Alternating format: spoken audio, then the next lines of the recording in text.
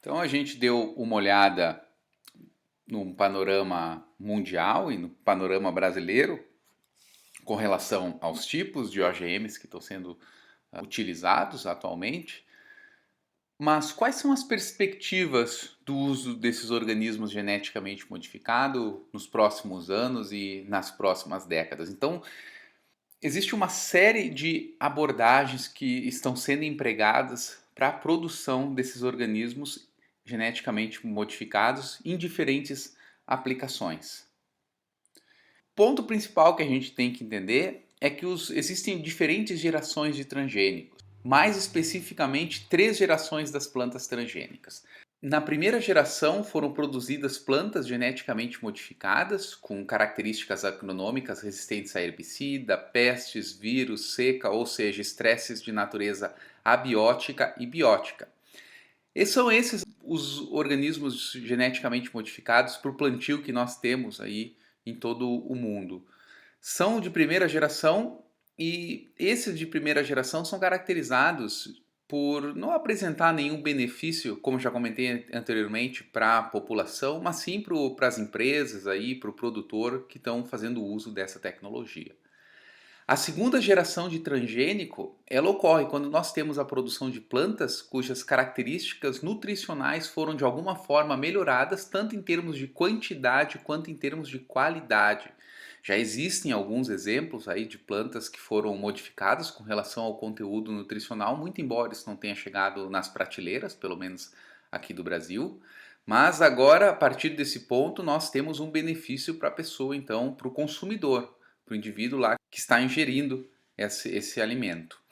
E a terceira geração das plantas transgênicas, ela está relacionada com a produção de plantas que são destinadas à síntese de uma série de produtos especiais, como vacinas, hormônios, anticorpos, peptídeos, etc. Então, são essas nossas as três gerações, elas refletem o estado da arte, da tecnologia, e como vocês podem perceber, a gente está bem atrasado em termos de aplicação. A gente tem ainda que desenvolver muito a segunda e a terceira geração. Do ponto de vista do uso dessa técnica, o que a gente tem aí surgindo que pode realmente auxiliar na produção de OGMs, pensando tanto na primeira quanto na segunda e na terceira gerações? E o RNA de interferência é uma dessas ferramentas que a gente pode utilizar. O que é o RNA de interferência? É uma molécula de RNA produzida pela planta que vai interferir na produção de proteínas ou na produção de RNAs. No caso aqui, na produção de RNAs, consequentemente vai estar associado com a produção de proteínas. Então, como é que uma molécula de RNA interfere na produção aí de uma proteína? Aqui a legenda da figura, mas vou explicar esse processo para vocês. Imaginem essa lagarta aqui, ela precisa para completar o ciclo de vida e se alimentar das folhas, e ela vai lá morder e comer essa folha. Dentro dessa folha a gente tem o que? A produção aqui de uma molécula de RNA de interferência. Pode ser um pequeno RNA de interferência. O que esse pequeno RNA de interferência faz? É uma molécula de RNA que forma uma estrutura aqui que é conhecida como grampo ou hairpin. Ela possui regiões complementares em ambos os lados aqui que permite que ela faça, assuma essa estrutura de hairpin. Essa estrutura de hairpin ela é reconhecida pela maquinaria de biogênese ou de formação de pequenos RNAs em plantas, que aqui está sendo representada por DCL, que vai reconhecer então essa estrutura e vai cortar em pequenas moléculas de RNA de interferência. E essas moléculas de RNA de interferência, elas vão ficar aqui na folha. Muitas vezes esse mecanismo, quando existente e de forma natural nas plantas, ele é ativado pela saliva do inseto, mas nesse caso aqui a gente pode simplesmente introduzir essa sequência numa planta aí cultivada. Então, essa planta cultivada está constantemente produzindo essa sequência aqui de RNA que vai formar essa estrutura de hairpin, que vai ser reconhecida pela maquinaria de biogênese dos RNAs e vai produzir esses pequenos RNAs aqui. Esses pequenos RNAs que estão circulando na folha, eles vão ser ingeridos pelo inseto. Uma vez que o inseto ingere esses alimentos, esses pequenos RNAs, eles não são prontamente eliminados no sistema digestório da lagarta e eles acabam sendo reconhecidos dentro do corpo da lagarta por um complexo, que é chamado aqui do complexo RISC.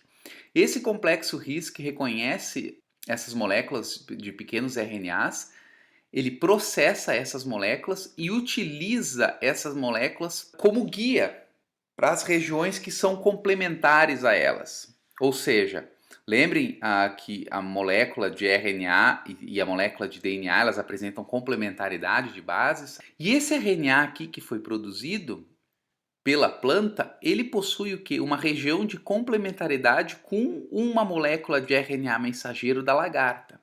Só que essa molécula de RNA mensageiro da lagarta, ela tem que ser produzida para que ela possa sobreviver.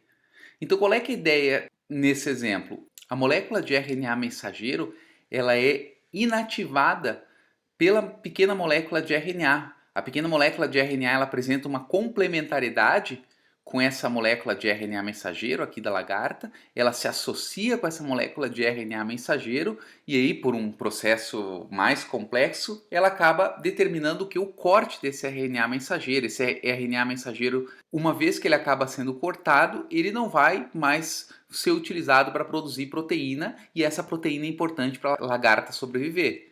Sem essa proteína, a lagarta morre. Então, a molécula de RNA que está sendo produzida por essa folha é que vai determinar a morte da lagarta quando ela fizer a ingestão aqui do material vegetal. Então, se diz assim, silenciamento gênico no inseto. Ou seja, eu não estou utilizando um inseticida para eliminar essa lagarta. Estou utilizando uma molécula de RNA de interferência para matar essa lagarta. Então essa é uma abordagem bem promissora em termos de melhoramento genético de plantas quando eu faço uso de transgenia. Inclusive esse sistema aqui já foi utilizado no feijão para produzir o feijão transgênico brasileiro resistente a vírus. Uma outra abordagem que eu já comentei com vocês, muito promissora em termos de produção de transgênicos, é a edição de genoma, que faz uso aí do sistema CRISPR-Cas9, que tem um link no YouTube e o videozinho, eu vou explicar para vocês como funciona. Então nós temos aqui uma célula, nós passamos ali os poros nucleares, entramos, chegamos aqui no núcleo, junto com os cromossomos, a gente vai desenovelar um cromossomo, vocês podem perceber aqui as histonas e a representação da dupla hélice de DNA. Então a gente vai falar um pouquinho sobre o sistema CRISPR. O sistema CRISPR ele é composto por uma proteína que é chamada de Cas9 e essa proteína ela também está associada com um guia de RNA. E por que esse guia de RNA é importante? Lembre-se, a complementaridade de bases ela é crítica para que os primers, por exemplo, eles se associem com a sequência de DNA correto. Da mesma forma que a complementaridade de bases vai ser importante para que essa região aqui desse RNA meu guia encontre o correspondente lá dentro da molécula de DNA. E isso forma tudo o complexo aqui que é conhecido como Cas9 ou Cas9. Então, olha só, qual é que é a ideia? Uma vez que eu tenho a proteína Cas9 com o meu guia é capaz de ir lá dentro da molécula de DNA, nos cromossomos, encontrar aquela parte que é correspondente à sequência dele. A sequência aqui do guia. Então, vocês estão percebendo aqui, está ocorrendo o alinhamento da sequência do RNA guia com uma das fitas da minha molécula de DNA. Então a molécula de DNA ela é desenovelada e uma das fitas vai parear com o meu RNA guia. Esse pareamento ele é específico. E existem aqui nesse meu complexo Cas9 porções que são nucleases. Essas nucleases elas cortam a molécula de DNA. Uma vez que a molécula de DNA ela tenha sido cortada, existem mecanismos de reparo na célula. Esses mecanismos de reparo vão corrigir essa fita que foi quebrada. No entanto, são incorporados errinhos ali. Ele não é 100% perfeito. Agora, qual é que é o problema disso? Lembre-se que o código genético ele é composto por trincas. E se eu introduzir aqui alguns nucleotídeos que seja, eu mudei a posição ali de um aminoácido na trinca, tipo, tudo que vem depois foi modificado. E minha proteína já não é mais a mesma. A alteração de um nucleotídeo, incorporação de um nucleotídeo lá na minha sequência faz com que eu tire de ordem as minhas trincas. E aí eu já não tenho mais aquela sequência da proteína sendo produzida, que é o que está mostrando aqui. Então eu acabo silenciando, desligando esse gene. Esses mecanismos de desligar genes, eles são importantes, porque às vezes esse gene pode tornar uma planta mais suscetível ao ataque de algum inseto, pode reduzir a produtividade. Então tem uma série de funções aí importantes que podem ser exploradas com o desligamento dos genes. Uma série de pesquisadores tem trabalhado para alterar uma ou as duas sequências de nucleases que existem aqui e incorporar outras proteínas nesse complexo Cas9. Para quê? Para que eu seja capaz de, por exemplo, nesse caso aqui, modificar um único par de base. Às vezes um único par de base que é alterado, e inclusive essa modificação ela pode ser específica, é o suficiente para eu, por exemplo, ter o desenvolvimento de uma doença. Vamos pensar em animais. Mas nas plantas também pode acontecer isso. Às vezes a mudança de um nucleotídeo, que depois vai modificar um aminoácido que é incorporado, pode significar uma planta mais resistente ou uma planta mais suscetível a algum estresse abiótico ou biótico. Então daí a importância de se alterar o sistema do CRISPR-Cas9. Então aqui está mostrando, eu posso modificar uma série de genes aí. Então aqui está meu guia.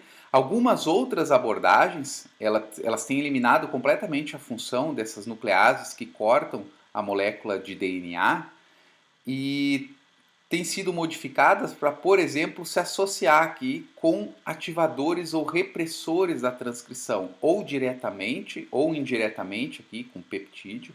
Então o que significa isso? Às vezes eu posso querer silenciar, ou seja, desligar um gene ou ativar um gene. E eu posso então recrutar, por exemplo, se eu estou querendo superexpressar um gene, eu estou querendo ativar um gene, ligar um gene, eu posso recrutar todas as proteínas que são importantes para que o gene seja ligado, ou aqui na proteína Cas9 ou no próprio guia RNA do RNA, que está associado com esse complexo aqui Cas9. Então essa é outra possibilidade. Então eu associo, isso recruta, essas proteínas aqui associadas com o Cas9 recrutam toda a maquinaria que vai ser responsável por aumentar a transcrição de um gene. E qual é que é a vantagem de aumentar a transcrição do gene? Imagine, se eu tenho um gene ali que ajuda a planta a resistir de uma maneira bem mais consistente à radiação ultravioleta, por exemplo, e eu estimulo muito mais esse gene no momento aí que tem radiação ultravioleta, talvez essa planta seja capaz de lidar melhor com esse estresse abiótico. Então, por isso a importância de modificar esse sistema. Uma outra abordagem também que está sendo empregada é o silenciamento dos genes, ou seja, aqui eu coloco um repressor ao invés de um ativador e aí eu desligo esse gene. Esse repressor ele atrai proteínas e desliga o gene e aí aquele gene ele, uma vez desligado, não vai ser mais capaz de produzir o RNA mensageiro e, consequentemente, aquela proteína não vai ser produzida. E pode ser interessante, dependendo aí da condição que eu estou analisando.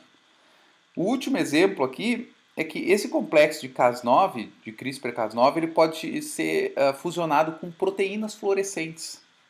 E aí eu consigo ver com essa técnica exatamente onde está a minha sequência de DNA. Lembre, o princípio aqui é simples, tipo, tudo está sendo direcionado pela complementaridade com essa região aqui da minha molécula do RNA guia.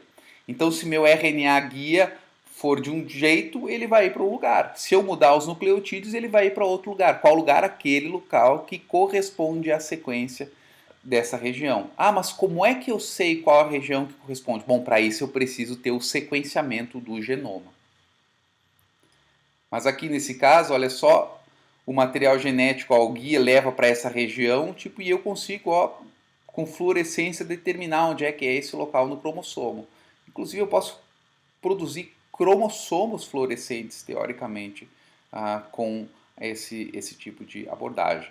Outro ponto, quando eu falei para vocês sobre o processo de transformação genética, utilizando agrobactéria, utilizando plasmídios, a gente vai ter o que? A gente vai ter uma série de material genético ali que não é do organismo. Por exemplo, o promotor, que é do vírus do mosaico da couve-flor. Eu posso, às vezes, eu tenho o meu tDNA que vem lá do plasmídio de agrobacterium, às vezes alguns nucleotídeos podem acabar sendo incorporados. A vantagem com essa técnica aqui, que faz uso de nucleases, eu não estou introduzindo nada de nenhum organismo aí diferente. Inclusive, alguns países não prevêem na legislação que isso seja um transgênico. Na legislação brasileira, qualquer coisa que for alterada é considerada transgênico, mas alguns países, inclusive, consideram liberar essa técnica aqui como sendo não transgênica, porque de fato não está introduzindo nenhum gene. Isso aqui está se utilizando a própria maquinaria da célula. Esses reparos, por exemplo, que estão sendo feitos, eles ocorrem naturalmente. Aqui a diferença é que eles estão sendo guiados. Uma vez que eu tenha feito isso, eu não consigo determinar se foi produzido intencionalmente pelos seres humanos ou não. Então essa técnica aqui, ela realmente vai revolucionar a agricultura aí em termos de melhoramento de organismos geneticamente modificados. Um outro ponto aí que a gente está vendo é a importância do uso de OGMs em termos de alternativas à quebra de resistência. Como é que essa quebra de resistência acontece? Vocês já devem ter ouvido falar que aquela determinada planta daninha se tornou resistente ou aquele inseto se tornou resistente. Na realidade, essa colocação ela não está tecnicamente correta. Porque o que acontece na quebra da resistência é o seguinte: todas as populações naturais elas apresentam uma grande diversidade genética. E aí imaginemos aqui o seguinte, eu tenho essa série de indivíduos que estão aqui, ok, eles são diferentes, aqui vermelho, aqui preto, aqui uma mistura dos dois. E eu vou lá na lavoura e eu aplico um inseticida. Esse meu inseticida vai matar uma série de organismos que estão aqui. No entanto, tem alguns que vão sobreviver. Por quê? Porque existe variabilidade genética, diferenças genéticas entre os indivíduos. Qualquer população genética vai ter diferenças. Isso é natural. Somente clones são geneticamente iguais. E exatamente por isso que o uso de clones não é muito indicado, porque à medida que eu tenho um patógeno que mata um desses clones, ele tem capacidade de destruir absolutamente todos. Então aqui nesse caso, populações naturais, eu estou aplicando aqui um inseticida e estou matando uma parcela significativa dos indivíduos que são suscetíveis. Logo, na próxima geração, os indivíduos que são suscetíveis, eles vão estar em uma frequência muito menor do que os indivíduos que são aqui tolerantes ou resistentes à ação desse meu inseticida. Podem perceber, aqui vamos imaginar que eles tinham uma tolerância média, esses indivíduos aqui tinham baixa tolerância ao inseticida e esses aqui tinham alta tolerância ao inseticida. Aqueles que tinham baixa tolerância acabaram morrendo, os que tinham alta tolerância ou média tolerância, eles aumentaram a frequência deles na população. Isso é evolução. Exatamente, se vocês alguma vez tiveram dificuldade de entender evolução é isso aqui. É mudança na frequência dos genes, consequentemente na frequência das características nas populações. Quando vocês estão no campo e observam esse fenômeno de resistência, vocês estão presenciando o fenômeno evolutivo. Obviamente, grandes características complexas que dão o surgimento aí de novas espécies, elas demandam muito mais tempo, mas o fenômeno que acontece é exatamente esse: alterar a característica, a condição genética das populações ao longo do tempo. E aí, nesse caso aqui, vocês utilizaram o inseticida, eliminaram os que são mais sensíveis, no entanto, aqueles que são resistentes ou mais tolerantes, eles acabaram se multiplicando. Aí vocês vão lá utilizar um inseticida, não funciona uma vez, vocês aumentam duas vezes o inseticida, chega um ponto que não está mais funcionando. Porque todos esses organismos que sobreviveram, eles já são tolerantes ao uso desse composto químico. Claro que vocês podem utilizar muito mais, mas chegar a um ponto que isso é totalmente fora da regulamentação. E vocês nunca vão conseguir eliminar 100% da população. Que é esse caso aqui também é o que acontece com as bactérias super resistentes. Aí o que vocês vão fazer? Já que utilizar muito mais não adiantou, vocês vão mudar aqui o tipo de inseticida. E aí a história começa de novo da mesma forma. Agora para esse inseticida tem muitos aqui que são suscetíveis e poucos que são tolerantes ou têm uma tolerância intermediária. Aí vocês vão lá e aplicam um monte de inseticida de novo. E o mesmo processo se repete aí continuamente. É impossível eliminar todos os indivíduos aqui da população, é impossível eliminar toda a variabilidade genética dessas populações aí, pelo menos de insetos, de plantas daninhas, é muito mais complicado. E nesse contexto aqui, o uso de genes de espécies não relacionadas ele pode auxiliar de maneira significativa nessa quebra aí da resistência a insetos e a tolerância a herbicidas. Existem em torno de, talvez na realidade mais, mas você tem ideia de que existam em torno de 400 mil espécies vegetais. Dessas 200 espécies, elas foram domesticadas pelos seres humanos e somente 12 delas elas vão fornecer então 75% dos alimentos globais. Então nós temos aí uma grande possibilidade de buscar genes nessas talvez aí mais de 400 mil espécies vegetais para fornecer alternativas aí a essa quebra da resistência a insetos e a tolerância a herbicidas. Sem contar que a gente pode aí inclusive sintetizar genes novos, utilizar genes de animais. Então existe uma série aí de aplicações. Em termos de perspectivas no emprego dessa abordagem transgênica é bem interessante. Uma outra coisa que vai começar a ser mais utilizada é o uso de culturas como fábricas de biomateriais e biocombustíveis, que é o que se conhece como molecular farming. Recentemente, o FDA aprovou a primeira proteína recombinante produzida por plantas para consumo animal, a L-liso, para tratamento da doença de Gaucher. Então, uma planta produzindo aí uma proteína que pode ser empregada para resolver o problema de uma doença. Se a gente imaginar as plantas, os vegetais como fábricas, eles podem ser utilizados para uma série de coisas. Produção de peptídeos, produção de vacinas, produção de anticorpos, hormônios, entre outros. Mais recentemente a gente tem aí os transgênicos sendo utilizados para a produção de biodiesel e biocombustíveis também. Então essa é uma área que vai crescer bastante. E essa aqui a gente chega já naquela terceira geração de transgênico, quando eu estou utilizando então os células vegetais como fábricas de compostos que são de interesse econômico. Então essas foram algumas perspectivas aí do uso comercial da biotecnologia na agricultura.